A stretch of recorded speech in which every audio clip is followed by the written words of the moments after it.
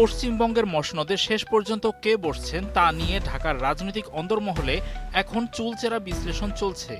ভারতের ৫টি রাজ্যের সঙ্গে বাংলাদেশের সীমান্ত থাকলেও ভৌগোলিক ও কৌশলগত কারণে পশ্চিমবঙ্গ সবচেয়ে গুরুত্বপূর্ণ হয়ে উঠেছে।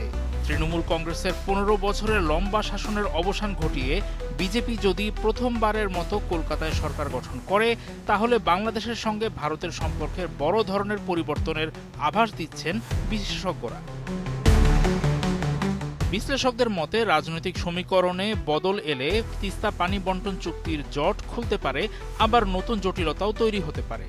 কেন্দ্রে ও রাজ্যে একই দলের সরকার থাকলে তিস্তা ইস্যুতে বিজেপির ইতিবাচক সিদ্ধান্ত আসার সম্ভাবনা থাকে।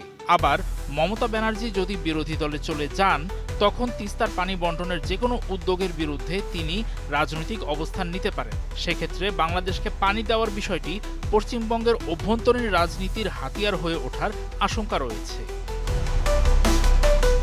পশ্চিমবঙ্গে ধর্মীয় মেরুকরণ এবং বিজেপির নির্বাচনী প্রচারণায় উঠে আসা এনআরসি ও সিএএ ইস্যু গুরুত্বপূর্ণ। কারণ নাগরিকত্ব আইন কার্যকর করে যদি নির্দিষ্ট জনগোষ্ঠীর উপর বাংলাদেশি তকমা লাগিয়ে তাদেরকে বাংলাদেশে ফেরত পাঠিয়ে দেওয়ার চেষ্টা করা হয়, এমন হলে কিন্তু সীমান্তে উত্তেজনা বাড়তে পারে।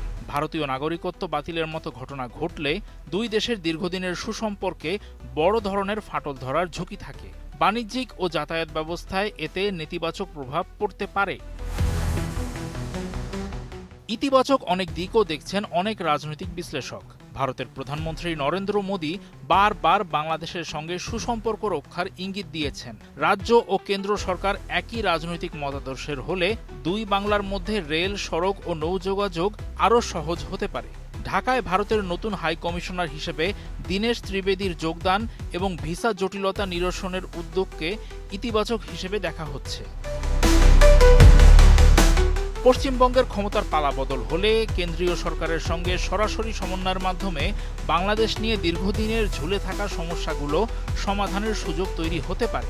শেষ পর্যন্ত কলকাতার রায় ঢাকার জন্য কতটা স্বস্তির হবে তা সময়ই বলে দেবে।